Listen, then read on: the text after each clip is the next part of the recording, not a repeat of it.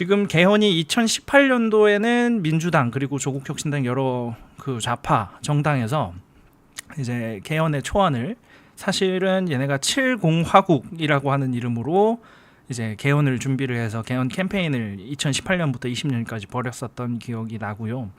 근데 이제 개헌의 목적이 내각제다라고 하는 이야기가 있습니다. 그 내각제가 나오게 된 배경도 사실 우리나라 대한민국 헌법의 1조 1항에 보면 대한민국은 민주공화국이다라고 하는 것이 있을 거예요. 그 조항이 정확한지는 모르겠는데 민주공화국이라고 되어 있거든요. 근데 여기 민주라고 하는 것은 정체라고 합니다. 정치의 형태를 나타내는 것이고 국체라고 하는 것은 공화국인데 공화국이라고 하는 것 안에서 그 헌법을 크게 바꾸지 않는 범위 안에서 공화국 안에서 채택할 수 있는 그 국가의 형태가 세 가지가 있어요. 첫 번째는 대통령제가 있고, 두 번째는 내각 책임제가 있고, 세 번째는 이원집정부제라고 하는 것이 있습니다. 그 중에 민주공화국이라고 하는 시스템을 유지를 하면서 채택할 수 있는 것이 내각 책임제일 것이다라고 하면서 개헌의 주 목적이다 이렇게 알려져 있는데, 사실 이번 개헌이 내각제냐 아니냐라는 것이 중요하다기보다 제가 지금까지 여태 이쪽 좌파 진영에서 개헌을 어떻게 준비를 해왔고 어떤 스토리와 어떤 목적을 해왔고 중간중간에 어떤 사건들이 있었는지를 제가 체크를 해보니까 얘네들은 사회민주주의 질서를 원하고 있어요. 지금 그냥 제가 첫 번째 분석한 것으로 정확한 내용은 아닙니다. 근데 그것들을 그냥 간략하게 좀 설명을 해드리자면 대한민국이 자유민주주의 질서 안에서 이제 운영되는 국가다라고 하는 것이 헌법상 원칙이다라고 이야기를 하는데 이 자유민주적 질서라고 하는 것이 헌법학자들 사이에서도 꽤 오랫동안 연구가 진행이 되어 왔어요. 왜 그러냐면 우리나라의 헌법, 대한민국의 헌법에 보면 대부분의 것들이 다 자유민주적 질서 안에서 해석될 수 있는 그런 조항들이 많은데 딱 하나가 있어요.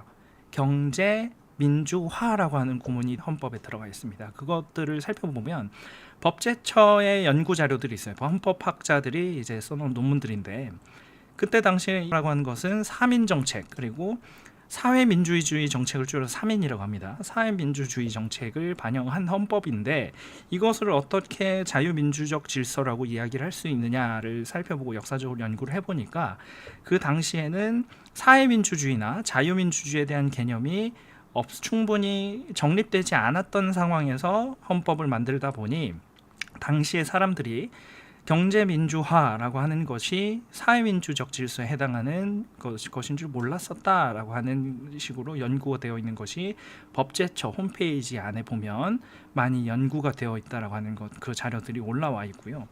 그리고 얘네들은 항상 경제민주화를 명분으로 앞세워서 사회민주주의 정책을 앞세워 왔습니다. 그 사회민주주의 정책을 앞세워 오면서 정책도 그런 방향으로 흘러가게 됐었고 헌법이나 아니면 법의 질서도 사회민주주의 체제로 전복을 하려고 했었던 시도들이 많은 사건을 통해서 나와 있어요. 대표적으로 드루킹 사건을 살펴보자면 드루킹 사건을 주도한 사람이 김동원이라고 하는 사람일 겁니다. 제 기억이 맞는지 모르겠는데 그 연예인 이름하고 비슷해가지고 제가 기억을 하고 있고 그 재판문도 제가 이미 다 가지고 있으면서 그것들을 다 해석을 다 살펴봤었던 기억이 있어요. 그 사건이 김동원 씨가 만든 조직이 경공모라고 하는 조직은 다 아실 거예요. 많이 들어보셨을 거예요. 뭐 경의선 조직도 있을 거고 여러 가지 많은데 그 핵심 조직이 드루킹 사건을 주도했었던 김동원 씨가 만든 조직이 경공모라고 하는 단체입니다. 그 경공모라고 하는 단체가 어떤 단체의 준말이냐면 경제적 공진화 모임입니다. 그래서 그 핵심되는 그 개념이 경제적 공진화를 목표로 드루킹 사건을 통해서 정권을 찬탈하려고 했다라고 하는 사건이 대표적인 그 부정선거 사건입니다. 그 부정선거의 사건의 맥락에서 보면 얘네들이 원하는 바는 항상 똑같아요. 사회민주주의의 질서 안에서 대한민국의 질서를 다시 재정립하는 것, 이 목표가 굉장히 많은 좌파 진영의 정치인들이 시도를 해왔습니다. 이러한 내용들로 보니까 개헌의 앞에 5.18 민주화 정신 이런 것들은 대부분 살펴보면 좌파가 그럴듯하게 할 만한 것이에요. 그것에는 큰 이견이 없을 거라고 생각이 드는데 마지막에 보면 왜 들어갔지 하는 것이 보였어요. 국가가 지방 균형 발전을 책임진다라고 하는 딱 하나의 조항인데, 이제 제가 창원시에서 기자 활동을 하면서 그 창원이 특례시로 승격이 되고, 그 창원 특례시는 특별시 전에 이제 준하는 단계로서의 이제 무언가인데, 원래 없는 개념이다 보니까 제가 무언가라고 설명을 드리는 겁니다.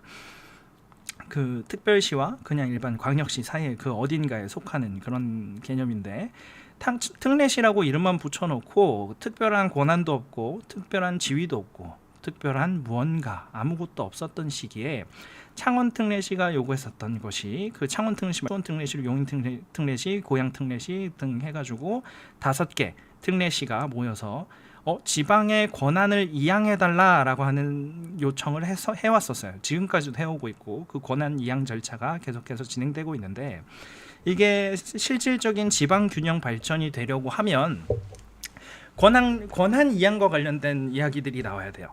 사실 지방 균형 발전을 목적으로 한다라고 하면 권한 이양과 관련된 조항이 들어가야 하는 것인데, 국가가 지방 균형 발전을 책임진다라고 하는 것은 반대로 보면 지방 균형을 위해서 국가의 권한이 강화된다는 거예요.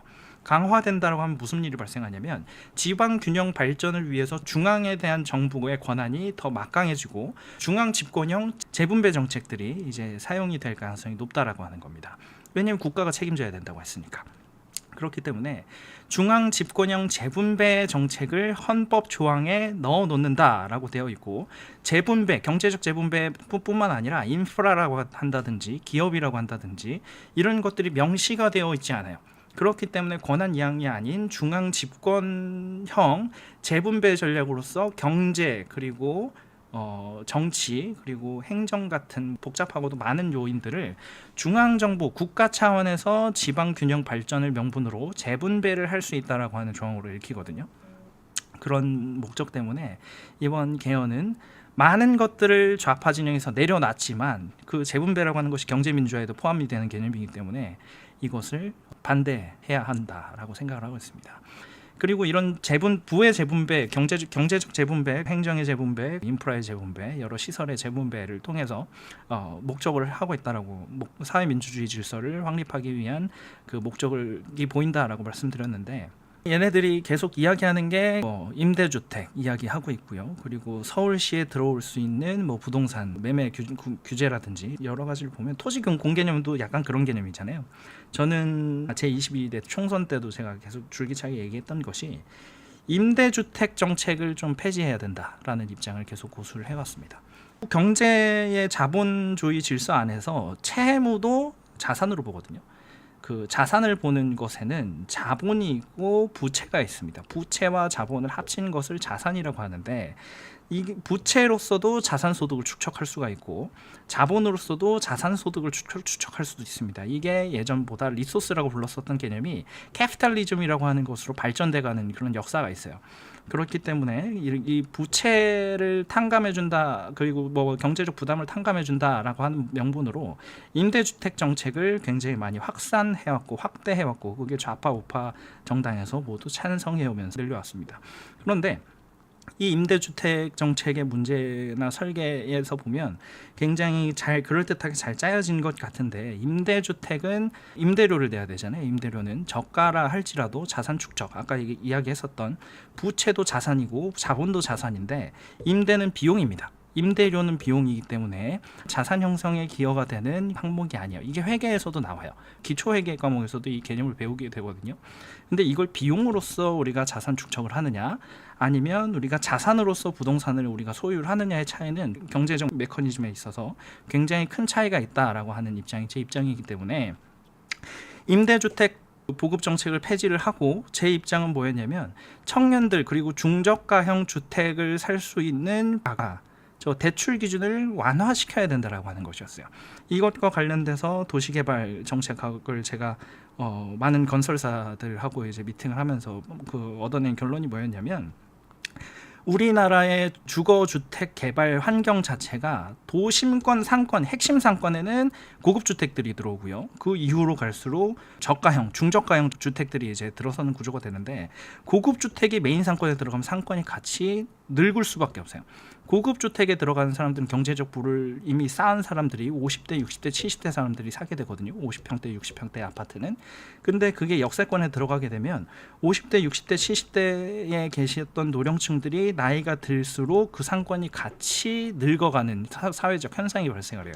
그렇기 때문에 그 핵심 상권 안에서는 청년들, 소비력이 좋고 중소형 아파트, 중소형 오피스텔에 거주할 수 있는 자격 요건, 그 대출 요건을 완화시켜서 핵심 상권 주변에는 청년들이 이제 살 수 있게 하고, 중간 지역에는 이제 중저가형 주택, 그리고 외곽에는 고급형 주택, 고가형 주택이 들어서게 하는 도시 설계가 지속 가능한 도시 체계 차원에서도 이게 굉장히 유효하다라고 하는 생각을 하고 있어가지고, 그때 제가 한 2개월, 3개월 하고 택지 분석하고 전국 오피스텔 부동산 분석을 다 했었을 때, 오피스텔은 가격에 대한 변동성, 가격 변화량 그게 크지 않았어요.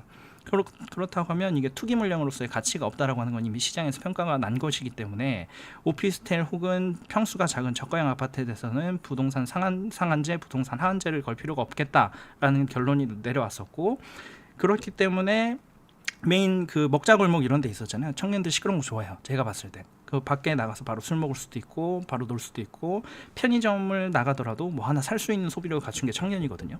그 청년들이 메인 먹거리 상권에 대출을 받아서 오피스텔을 구매를 할 수 있게끔 해야 된다라고 하는 정책들을 개발을 했었고, 그렇다고 하면은 만약에 그 오피스텔 물건이 1억하고 2억 사일 거잖아요. 그렇게 되면 우리가 대출을 갚는데 1억짜리 오피스텔을 다 갚고 나서 이걸 소유를 한 다음에 팔 필요가 없어요. 1억짜리 매물이라 할지라도 3천만 원 정도 갚았다 그러면 그걸 3천만 원의 자산이 축적된 걸로 보고 7천만 원의 부채를 합쳐가지고 매도가 가능하거든요. 그렇게 되면 그것들을 다 그 매각을 했을 때 내가 빚을 져가지고 아파트를, 오피스텔을 구매를 했더라도 3천만 원 내가 납입한 금액만큼은 건져서 나올 수 있는 시스템으로서, 대학생들 어차피 12평, 14평짜리 계속 평생 살 게 아니니까 그것들을 다음 배후에 있는 그 점점 좋은 아파트, 좋은 주택으로 이동 순환하는 구조로 이제 부동산 거래가 이루어지게끔 해야 된다라고 하는 생각이 있었고, 이게 부동산이 매매가 잘 되면 그게 또 정부 재원 마련에도 좋아요. 부동산 거래세 같은 경우에는 지방세의 원천이 되거든요. 그래서 지방 재정이 풍부해질 가능성도 있었기 때문에 이게 청년 중심으로 부동산 매매를 활성화시키고 자산 축적에도 도움이 되는 그런 지속 가능한 도시를 설계해보자라고 하는 정책들을 제가 건설사 주요 임원들하고 이제 상의를 해가면서 거의 1년 동안 만들어낸 정책들인데, 아마 제가 제 정치를 하게 될 수 있는 날이 온다면 이것도 하고 싶다라고 하는 생각을 굉장히 많이 했어요. 근데 계속 좌파 정권 플러스 우파 정권에서 임대주택 좋은 거다, 경제적 부담을 덜어주는 아주 좋은 정책이다라고 해놓고 대출 묶어놓고 이런 현상을 봤을 때, 이건 거의 그 사회민주적 질서에 맞는 경제시장에 대한 규제가 들어간 것이다라고 판단을 해가지고 제가 가지고 있었던 생각들을 공유해봤습니다. 개헌과 관련된 입장은 사회민주적 질서를 완벽하게 공고히 하기 위한 그런 개헌안으로 보인다, 이런 뜻으로 제가 설명을 드렸습니다.